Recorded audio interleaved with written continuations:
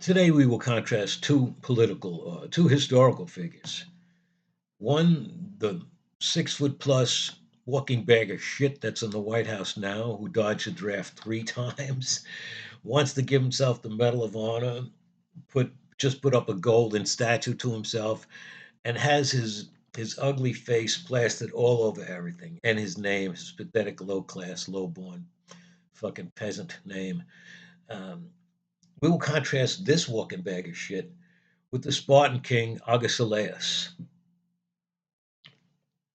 So, unlike Trump, Agesilaus was about 5 foot 5. He walked with a limp. Um, he was wounded multiple times in hand to hand combat. They had to carry this motherfucker off the field, even when he was an old man. Um, in fact, he died at the age of 84 on the way home from Egypt, where he had been teaching the locals how to kill each other in an organized fashion in return for a large sum of money which Sparta needed at the time. So when they stripped his body in order to preserve it and take it back to Sparta, and here I digress a second, the only Spartans killed in action that actually got buried in Sparta were the kings. If you were a regular Spartan and you got killed outside of Athens or something, they buried you right there. So you could see Spartan graves all over the place. You could see the graves of Spartan soldiers outside of Athens, outside of Thebes, and God knows where else. But the king they took back, and so they stripped his body in order to preserve it. And I think they usually used wax, but they only had honey. So I'm pretty sure they preserved his body in honey.